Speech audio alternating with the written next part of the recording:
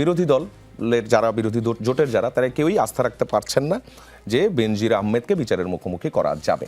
আরেকটা বিষয় সেটি হচ্ছে এটি অন্তর্বর্তী সরকারের কার্যক্রমের একটি কনসিকুয়েন্সেস, সেটি বলছেন যে এটি বিএনপি সরকারের আসলে কোনো ক্রেডিট নাই, বিএনপি এই কাজটা করতে পারবে কিনা এই নিয়ে সন্দেহ পোষণ করেছেন। আপনারা কি বলবেন? ধন্যবাদ আপনাদেরকে এবং এখানে যারা আলোচনা করছেন। প্রথমত মানে যেভাবে বলা হয়েছে সেটার সাথে আমি অনেকগুলো ভিন্ন মত আছে। তার ভেতরে প্রথমত রেড নোটিশ আসলে প্রথম কি সেটা বুঝতে হবে। ইন্টারপোলের রেড নোটিশ কোনো গ্রেফতারি পরোয়ানা না। ইন্টারপোলের রেড নোটিশ হচ্ছে আসলে একটা অন্য দেশকে অনুরোধ করা এই আসামিকে গ্রেফতারের ব্যাপারে সহায়তা করার জন্য অনুরোধ করা। ফলে এইটা ইন্টারপোলের রেড নোটিশের মাধ্যমে হয়ে গেছে এইটা মনে করার প্রথমত কারণ নাই। দ্বিতীয়ত হচ্ছে যে একটা গণ অভ্যুত্থানের পরে যে সরকার এসছে সেই সরকার কিছু পদক্ষেপ নিয়েছে, পরবর্তী সরকার সেটার অনেকগুলো ক্ষেত্রে ধারাবাহিকতা রক্ষা করবে, এটি তো হওয়ার কথা। এখানে মানে আপনি বীজ পুঁতেছেন, তারপরে আরেকজন পানি দিয়েছে, তারপরে আস্তে আস্তে বড় হয়েছে, তারপরে ফল ধরবে।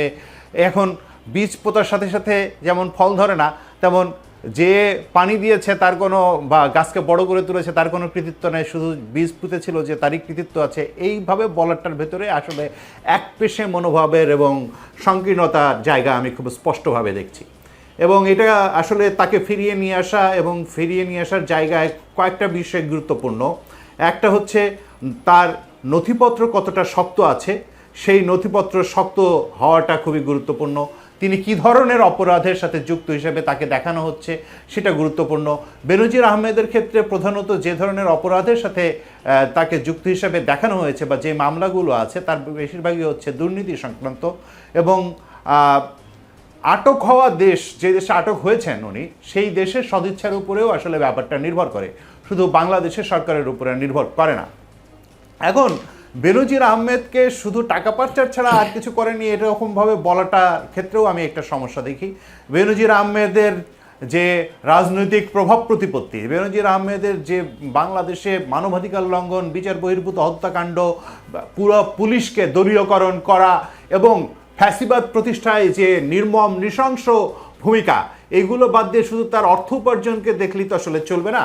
ফলে বেনজির আহমেদের এই বিচারিক প্রক্রিয়ার সাথে পরবর্তীতে নিশ্চয়ই এগুলোও যুক্ত হবে, এটা আমি মনে করি। এবং এই যে এটা একটা প্রক্রিয়া, এই প্রক্রিয়াটা সরকার এগিয়ে নিয়ে যাবে বলে সরকার বলছে এবং আমি মনে করি যে এই প্রক্রিয়াটা এগিয়ে নিয়ে যাওয়াটা বাংলাদেশের মানুষের যে ন্যায় বিচারের আকাঙ্ক্ষা, সেই ন্যায় বিচারের আকাঙ্ক্ষার সঙ্গে যুক্ত।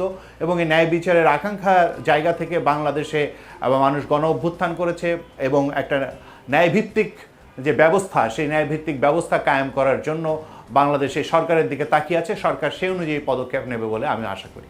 আচ্ছা, একটা বিষয় আমরা এরই মধ্যে কোশ্চেনে নিয়ে এসেছিলাম, আপনাকেও সেম কোশ্চেনটা করি। সেটি হচ্ছে আপনি এই বিষয়ে আশাবাদী যে সরকার তাকে বিচারের মুখোমুখি করতে পারবে।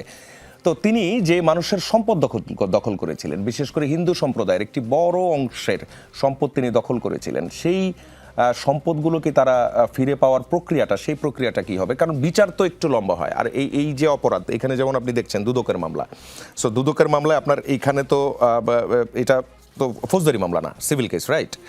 সো সেই জায়গা থেকে তো একটু সময় লাগতে পারে। এই মানুষগুলোর কি হবে?